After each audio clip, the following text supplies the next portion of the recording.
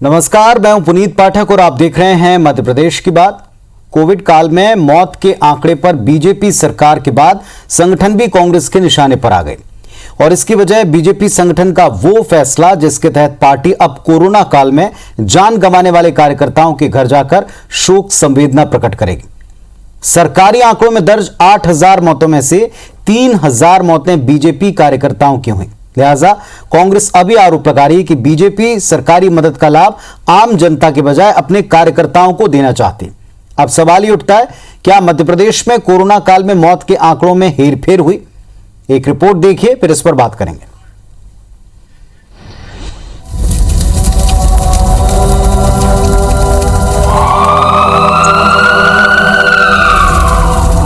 प्रदेश के शमशान घाटों पर जलती इन चिताओं से अंदाजा लगा सकते हैं कि कोरोना की दूसरी लहर ने कितनी जबरदस्त तबाही मचाई।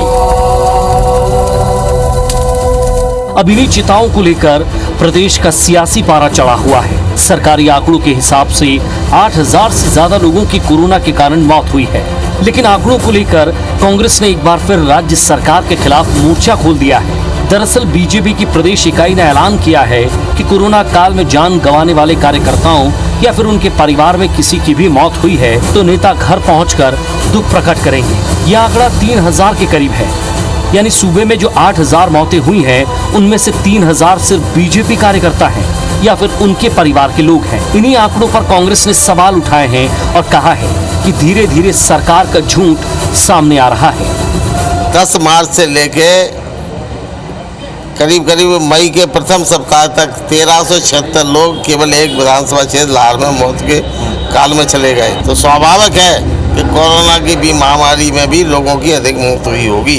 1.25 लाख भी आंकड़ा कम है। इस मध्य प्रदेश में कम से कम 3 लाख लोग मरे। मेरा ये कहना है कि झूठ बोलने वाले लोग, खजाना खाली है, घोषणाओं में लोगों को पैसा देना नहीं है, इसलिए मौत का आंकड़ा इतना कम बता रहे हैं। सियासी आरोपों के इतर मौतों के आंकड़ों पर नजर डालें तो मई में 6 राज्यों में 2019 की तुलना में इस बार 4.2 लाख से अधिक मौतें हुई। सरकारी आंकड़ों पर नजर डालें तो राज्यों में मई महीने में 34,000 लोग कोरोना से मरे। मध्य प्रदेश में मई महीने में ही 1,30,000 से ज्यादा मौतें हुई। राज्य सरकार ने 2,451 कोरोना मौतें दर्ज की। तमिलनाडु में मई महीने में 45,000 से अधिक मौतें हुई। तमिलनाडु और मध्य प्रदेश की कुल जनसंख्या 8.5 करोड़ के आसपास है। मध्य प्रदेश में 1,30,000 अधिक मौतें हुई, जबकि तमिलनाडु में 45,000 मौतें हुई हैं। मौत के इन आंकड़ों को लेकर कांग्रेस पहले ही सवाल उठाती रही है। प्रदेश कांग्रेस अध्यक्ष कमलनाथ ने दावा किया था कि एमपी में कोरोना काल में 1 लाख लोगों की जान गई है, जिस पर खूब हल्ला भी मचा था। कांग्रेस एक बार फिर बीजेपी की शोक संवेदना के प्लान को लेकर हमलावर है। हालांकि बीजेपी ये दलील दे रही है कि जो फील्ड पर काम करेगा उसी की मौत होगी। कोरोना गाइडलाइन के कारण लोगों की आवाजाही पर लगभग रोक सी थी। कोरोना गाइडलाइन का पालन करते हुए लोग जा नहीं रहते। अब थोड़ी सी अगर सामान्यतः स्थिति सामान्य हुई है तो हमको जाकर के उनका दुख बांटना चाहिए, उनके दुख दर्द में शामिल होना। ये वैसे भी भारतीय जनता पार्टी के संस्कारों में है, कार्यकर्ता करते ही हैं, तो ऐसे जाएंगे। मध्य प्रदेश सरकार कोविड मौतों पर परिजनों को 1 लाख रुपए का मुआवजा दे रही है। ये राशि 30 मार्च 2021 से 31 जुलाई 2021 तक के बीच के कोविड डेथ में मिलाना है। इसीलिए इसी पीरियड में कोविड से हुई मौतों के आंकड़ों पर सभी की नजर है। मौतों के आंकड़ों पर विपक्ष और सत्ता पक्ष का अपना अपना दावा है, लेकिन इन सब के बीच सवाल ये है कि सच्चाई क्या है। सुधीर दंडोतिया, IBC 24, भोपाल।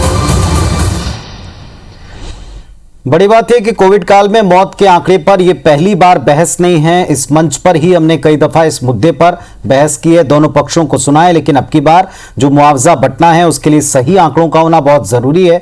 और ऐसे में क्या कार्यकर्ताओं को या अपनों को लाभ देने की कोशिश पार्टी कर रही है, यह सवाल विपक्ष ने उठाया है। हमारे साथ दोनों पक्षों के 2 समर्थ स्पष्टवक्ता नेता हैं। केजी पाठक साहब हैं भारतीय जनता पार्टी से और भूपेंद्र गुप्ता जी हैं, सीनियर लीडर हैं कांग्रेस पार्टी से। आप दोनों का नमस्कार, स्वागत है आपका। भूपेंद्र गुप्ता साहब, क्या मूल और आरोप कांग्रेस पार्टी का है? शुरुआत से जब कांग्रेस ने, विपक्ष ने मुद्दा उठाया मौत के आंकड़े का, तब ये कहा गया कि लाशों की राजनीति कांग्रेस करती है। देखिए, ये तो केवल जुमला है, अपने पाप छुपाना है तो लाशों और किसी तरह के फिल्मी कादर खान के डायलॉग बोल सकते हैं। लेकिन हमने जो तथ्य रखे जनता के सामने, जनता उन पे भरोसा करती है। और उन तथ्यों की ताकीद किसने की? सरकार की जो राष्ट्रीय केंद्रीय एजेंसी CRS ने उसकी ताकीद की। हमने तो जो है 1,50,000 के आसपास ही मौतें बताई थी और ये कहा था कि इसमें से 1,02,000 जो है कोरोना से मौतें हुई हैं। लेकिन CRS तो उसके आगे निकल गया, वो तो कह रहा है 1,90,000 मौतें हुई हैं। तो ये जवाब तो सरकार को जो है CRS से जवाब तलब करना चाहिए। ये जो झूठ बोल रही है सरकार, और लगातार इसको छुपाने की कोशिश कर रही है। और आज किस मुंह से कह रहे हैं? अगर 8,000 8,500 मौतें ये सरकार बता रही है, तो उसमें से 3,500 मौतें तो ये बीजेपी के कार्यकर्ताओं की बता रहे हैं। तो क्या जो है कोरोना पहचान के बीजेपी के कार्यकर्ताओं के घर गया था, या उनको ही जो है पैसे की भी बंदर बांट उन्हीं के बीच में करनी है, योजनाओं की बंदर बांट उन्हीं के बीच में करनी है? ये सारे समस्याएं की चीजों में पारदर्शिता होनी चाहिए। आज हम एक सिस्टम में काम कर रहे हैं, ये राज्य सबका है, ये केवल ना तो बीजेपी वालों का है, ना केवल कांग्रेसियों का है, ये इस प्रदेश के हर नागरिक का राज्य है। और अगर कोई कल्याणकारी योजना जनता के पैसे से बनती है तो एक पारदर्शिता के साथ सारी चीज सामने आनी चाहिए। एक तरफ सरकार आदेश निकाल रही है कि जो है डेथ सर्टिफिकेट में मौत का कारण मत लिखना, और दूसरी तरफ ये जो है ये नई नौटंकी चालू कर रही है। ये कारण क्या है? क्यों सरकार कह रही है कि मौत कुछ सर्टिफिकेट तो मौत का कारण लिखे हुए जारी हो चुके हैं, उन सर्टिफिकेट को वापस लेगी क्या सरकार? या ये केवल एक ढोंग, एक पाखंड चल रहा है, जनता को बरगलाने की एक कोशिश हो रही है? ये सवाल है। अगर प्रदेश में 1,90,000 मौत CRS बता रही है, सरकार या तो पूरी ताकत से उसका खंडन करे, उसके पक्ष में जो है तटस्थ आंकड़े सामने पेश करे, नहीं तो CRS से जवाब तलब करे। सरकार कुछ भी नहीं कर रही है। चलिए, हमारे साथ केजी पाठक साहब हैं। मैं उत्तर लूं आपकी बात का। केजी पाठक साहब, जो आंकड़े दिए गए अगर वो भ्रामक हैं, गलत हैं, क्योंकि पिछले आंकड़ों से बहुत ज्यादा है। जब विपक्ष ने इस तरह का आंकड़ा दिया तो आपने कहा कि वो लाशों की राजनीति कर रही। आज यही आंकड़ा एक संस्था ने दिया तो क्यों विरोध नहीं कर रहे? नंबर 1।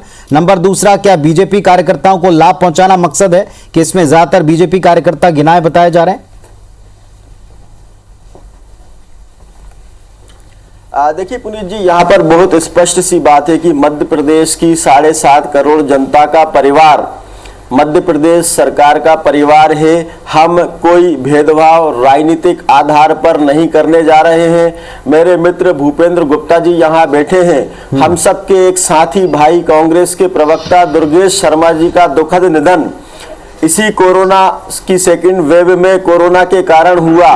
मैं कांग्रेस पार्टी के प्रवक्ता भूपेश गुप्ता जी से पूछना चाहता हूं कि भारतीय जनता पार्टी के प्रदेश अध्यक्ष विष्णुदत्त शर्मा जी ने दुर्गेश शर्मा जी के परिवार को, जो कांग्रेस के प्रवक्ता थे, अपना परिवार समझा, उनके घर सबसे पहले जाकर शोक संवेदना व्यक्त की, परिवार का हौसला बढ़ाया।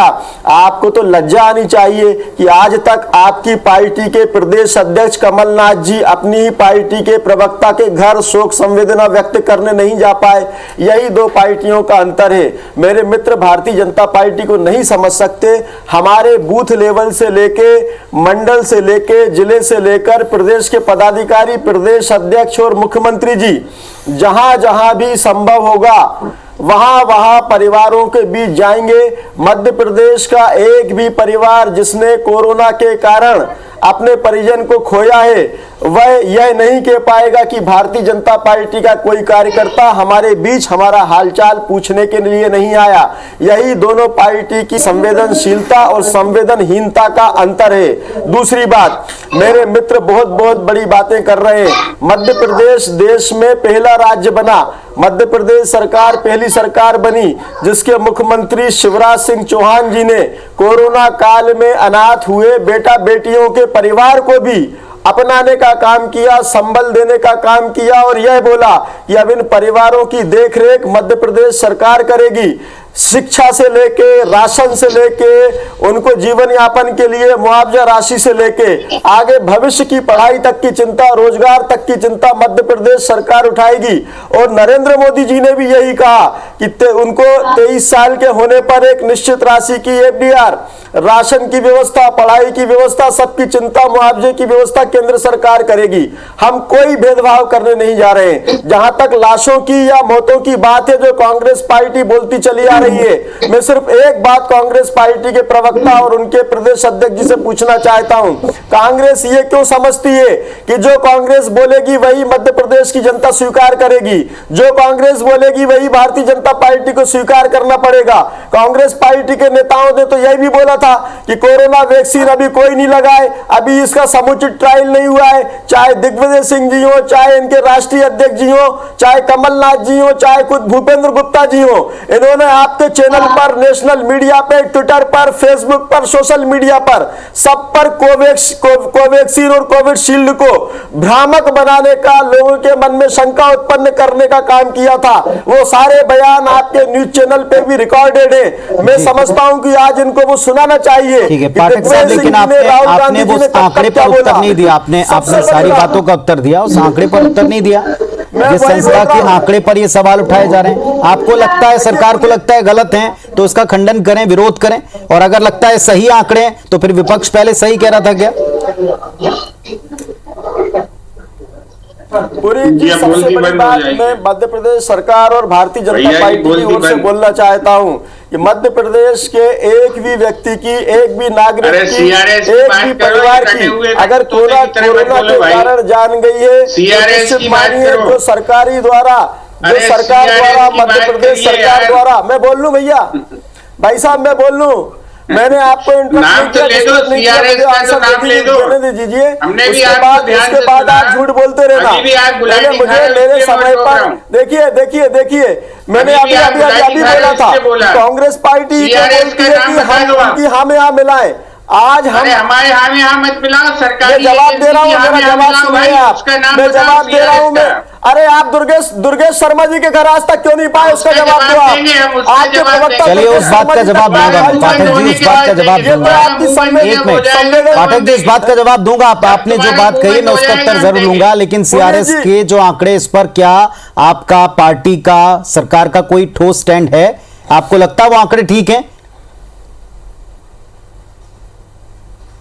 देखिए पुनीत जी, मैं मध्य प्रदेश सरकार और अपनी पार्टी की तरफ से साफ तौर पर स्पष्ट रूप से ये बोल रहा हूं कि मध्य प्रदेश में किसी भी परिवार ने अगर अपने परिजन को खोया है तो मध्य प्रदेश सरकार और नरेंद्र मोदी जी की सरकार ने उनको राहत पहुंचाने के लिए जो जो योजनाएं की बनाई है, जो काम बताए, वो एक एक परिवार को, एक एक बच्चे को दिया जाएगा। लेकिन मैं पूछना चाहता हूँ, मोदी आंकड़े जो राजस्थान के बारे में पंजाब सरकार जो राजस्थान, अगर आप बताइए पुनीत जी, मध्य प्रदेश के आंकड़े आप कांग्रेस के अनुसार सही मान लेंगे। आप बहुत सीनियर है भैया, बहुत सीनियर है, थोड़ी मर्यादाओं का पालन करिए, धैर्य रखिए, थोड़ा मर्यादाओं का पालन करिए, धैर्य रखिए। बहुत सीनियर है आप, आपकी सीनियरिटी को मैं उनसे नमन करता हूँ। बहुत समझदार है आप, मैं आपको बहुत समझदार मानता हूँ। मेरे समय पर मुझे बोलने दे, मैं आपको बहुत समझदार मानता हूँ। मैं आपसे ऐसी बचकानी हरकत की उम्मीद नहीं करता हूँ कि आप मेरे समय पर बोलेंगे। आंकड़ों पर एक सवाल उन्होंने उठाया, आपने कहा कि एक एक परिवार, आप एक जनरलाइज बात करें पाठक जी। आप उत्तर दे रहे हैं, ऐसा नहीं कि आप उत्तर नहीं दे रहे हैं, लेकिन आप एक जनरलाइज बात कर रहे हैं कि सबको योजनाओं का लाभ मिल रहा है। योजनाएं डिपेंड करती हैं आंकड़ों पर, आंकड़े अगर गलत होंगे तो जाहिर तौर पर बहुत से लोग उससे वंचित हो जाएंगे, और लाभ भी दिया जा रहा है तो छीन कर ये आरोप लग रहे हैं, इसका उत्तर देना। पुनीत जी, मैं बोलना चाहता हूं, ये मुझे म्यूट कर दें आप, इनको मेरे बीच में ना बोले, इंटरप्ट ना करें मेरी बातों को। उत्तर दें, सुन रही जनता आपको। मैं फिर से बोल रहा हूं, मध्य प्रदेश, देखिए फिर बीच में बोल रहे हैं, मध्य प्रदेश सरकार ने ये, मैं आपको मध्य प्रदेश सरकार और भारतीय जनता पार्टी सरकार की तरफ से ये आश्वस्त करता हूं, एक भी मृत्यु जो कोरोना के कारण हुई है उसको छुपाया नहीं जा रहा है, ना छुपाया जाएगा। अगर कोरोना के और नाम सामने आते हैं जिनकी कोरोना के कारण मृत्यु हुई है, वो परिवार के नाम सामने आते हैं, तो उन सबको भी सरकार जोड़ रही है, जोड़ेगी। लेकिन मैं एक बात पूछना चाहता हूं, जो देश के फिगर है, देश के आंकड़े, वो राजस्थान से मिलकर बनते हैं, पंजाब से मिलकर बनते हैं, महाराष्ट्र से मिलकर बनते हैं, छत्तीसगढ़ से मिलकर बनते हैं। जहां कांग्रेस पार्टी की राज्य सरकार है, भूपेंद्र गुप्ता जी उसका जवाब दे, राहुल गांधी जी उसका जवाब दे कि आपके राजस्थान, पंजाब, महाराष्ट्र, छत्तीसगढ़ से बात ये मध्य प्रदेश की है, मध्य प्रदेश की बात की डिबेट आप कर रहे हैं, लेकिन आपकी बात का उत्तर मैं लेता हूं। गुप्ता साहब जल्दी से दोनों चीजों का उत्तर दे दें। इनका काम सिर्फ अराजकता फैलाना, अव्यवस्था फैलाना, झूठ बोलना। उनको बोलने दें पाठक साहब। जी गुप्ता जी उत्तर दें। इन्हें मालूम हो राजस्थान की डेथ के आंकड़े तो जरा बता दें। ये रटे हुए तोते जो है इनको कुछ नहीं मालूम। दुर्गेश शर्मा जी को कुछ बोलो, बताओ ना भैया, वो तो दुर्गेश भी बताएंगे। दुर्गेश शर्मा जी क्या आप क्यों नहीं जा पाए हालचाल पूछने? भारतीय जनता पार्टी गई है, मेरे प्रदेश अध्यक्ष विष्णुदत्त शर्मा जी दुर्गेश शर्मा जी का हालचाल पूछने गए। छत्तीसगढ़ में कांग्रेस पार्टी क्यों नहीं जा पाई आज तक? आपके प्रदेश अध्यक्ष क्यों नहीं जा पाए? जब आप आपके कार्यकर्ता का ध्यान नहीं रख सकते तो मध्य प्रदेश की जनता का क्या ध्यान रखेंगे? आप अपने कार्यकर्ता का ध्यान नहीं रख सकते। दुर्गेश शर्मा जो आपके प्रवक्ता थे, तो आप मध्य प्रदेश की जनता का क्या ध्यान रखेंगे? जनता इसको समझ रही है। सवाल के बदले सवाल है, लेकिन यहाँ सवालों के बदले जवाब जनता सुनना चाहती है। एक छोटा सा ब्रेक लेके आ रहे हैं पाठक जी, गुप्ता जी, फिर वापस से वो सवाल पूछूंगा जो जनता पूछना चाहती है दोनों पक्षों से। तो मौत के आंकड़ों के ऊपर एक बार फिर सवाल उठाए विपक्ष ने। भूपेंद्र गुप्ता साहब, स्पष्ट सवाल है और आप दोनों से अनुरोध है, वक्त बड़ा लिमिटेड होता है, आप दोनों का भी वक्त बड़ा कीमती है। गुप्ता जी, जो बात अभी पाठक साहब यहां इस मंच पर बार बार कह रहे हैं कि आप कार्यकर्ताओं की सुध नहीं लेते, बीजेपी ले रही, तो क्या दिक्कत है? पहला। दूसरा, वो ये कहते हैं कि कोई भी आंकड़ा छिपाया नहीं जाएगा, देर सवेर रिकॉर्ड पर आएगा। तो ये बता क्यों नहीं रहे जब देर सवेर? अभी पाठक जी सिर्फ ये बता दें, जरा सी बात, इनकी बुद्धि का पता उससे चल जाएगा। मध्य प्रदेश में कितने बच्चे अनाथ हुए? इनकी सरकार ढोल बजा रही ना, अभी ये कह रहे थे बड़ी बात है, इनसे पूछ लो। दूसरी बात जो दुर्गेश शर्मा जी वाली बात है, वो बात मैं आपको बोल दूं। दुर्गेश शर्मा जी के पूरे ट्रीटमेंट के दौरान एक एक कार्यकर्ता उनके साथ जो है इन्वॉल्व रहा है, शामिल रहा है। हमें मालूम है कि उनको कहाँ क्या दिक्कत हुई, कहाँ तकलीफ हुई। और जो है ये जो सबसे बड़ा सवाल होता है, कमलनाथ जी का कार्यक्रम मैंने खुद उनके घर का बनाया। कमलनाथ जी को चूंकि सोनिया जी ने कोई मीटिंग रख ली, इसलिए उनका कार्यक्रम रद्द हुआ। दिग्विजय सिंह जी गए उनके घर बैठे, तो उनके घर जीतू पटवारी बैठने गए, उनके घर सारे कांग्रेस के कार्यकर्ता गए। वो इनको दिखाई थोड़ी पड़ रहा। क्यों? क्योंकि इनको संवेदना व्यक्त करने में भी पैसे चाहिए, इनको जो है उसमें भी स्कोर करना है। इसमें भी ये भाई चाहते हैं कि हमारे अध्यक्ष जी वहां पे गए थे इसलिए हमारी पीठ ठोकी। ये दिग्विजय सिंह जी ने तो नहीं कहा कि हम जो है लूनावत जी के यहाँ गए थे तो हमारी पीठ ठोक दो। ये इतने छोटे और हल्के लोग हैं कि जिनके अंदर मानवीयता नाम की और सामाजिकता नाम की कोई चीज नहीं है। ये उसमें भी इन्हें नंबर चाहिए, उसमें भी इनकी कोई पीठ ठोक देगा। आप गए थे कांग्रेस आके कार्यकर्ता के घर, भारतीय जनता पार्टी तो कह रही है, सुनिए मेरी बात, तुम्हारे सैकड़ों कार्यकर्ताओं के सारा मध्य प्रदेश हमारा परिवार है व्यक्त करने, वो गाना नहीं गाते हो तुम्हारी तरह हरकत नहीं करते हो।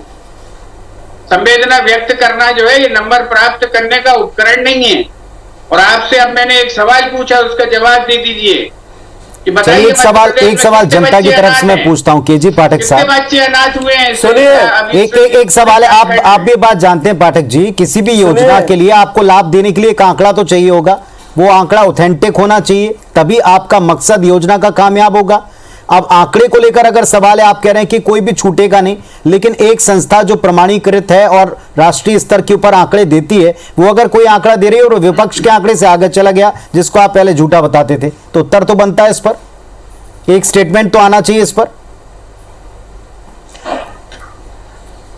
देखिए पुनीत जी, भारतीय जनता पार्टी की सरकार मध्य प्रदेश के उस प्रत्येक नागरिक के साथ है जिसने कोरोना काल में अपने परिवार के जन को खोया है, न सिर्फ संवेदनाओं के साथ बल्कि सारी योजनाओं के साथ। आप विश्वास रखिए, मध्य प्रदेश सरकार प्रत्येक व्यक्ति को वो सारी सुविधाएं देंगी।